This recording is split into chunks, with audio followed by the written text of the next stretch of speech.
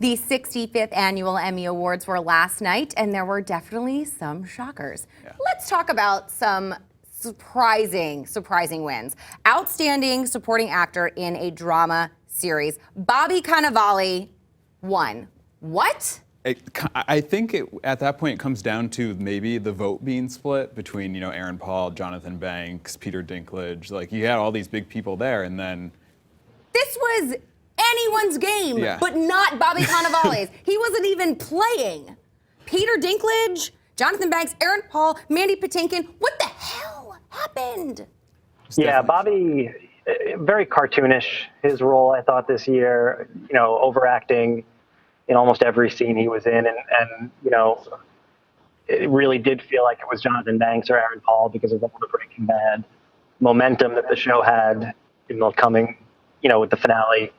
But Bobby Cannavale, I don't know where that came from either. Let's talk about the ladies. Outstanding supporting actress in a drama series, Anna Gunn. Good for, it shows that not everybody hates Skylar.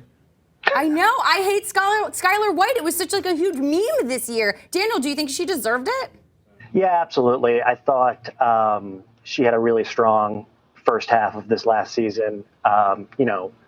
We talked about the supporting actor. Aaron Paul really wasn't in the first half of season 5 all that much. That's why I think Jonathan Banks was probably the one that we thought was going to win. But Anna Gunn finally coming to the realization of everything Walt had done gave her a lot to work with this year and in that season. And yeah, I thought she was definitely the right choice. Outstanding lead actress, Claire Danes. Is anyone surprised? I thought that it was going to go to Kerry Washington because it had such, she had such momentum behind her with Scandal, and she would have been the first African-American actress to win the award ever. So, she was the first one to be nominated since 1995, and I think people were really pulling for her to kind of upset Claire Danes, but Claire Danes got it again. I was actually thinking that maybe Robin Wright had a shot, which would have been huge for Netflix, but no go. Is Claire Danes. Daniel? No, I think if there was no actor and actress, it was all just acting, she still would have won. She's by far the best performance on television, regardless of gender. I consider her winning to be a foregone conclusion, no-brainer. But after such a divisive Homeland season, I was surprised that she got it again. Jeff Daniels? Seriously?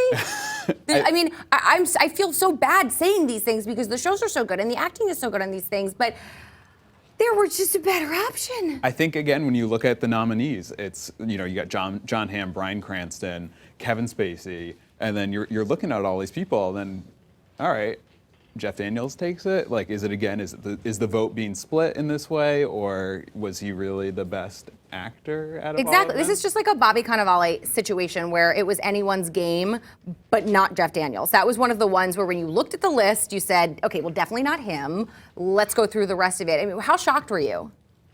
I'd say an 11 on a scale of 1 to 10.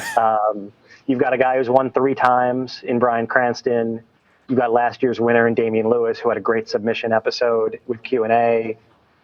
You had a movie star in Kevin Spacey. Usually movie stars always do well at the Emmys. And then you had John Hamm, who's played one of the more iconic characters in the last 20 years and has not won.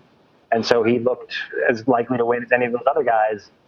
Somehow Jeff Daniels, who no one ever really singles out from the newsroom, somehow won. I don't get it.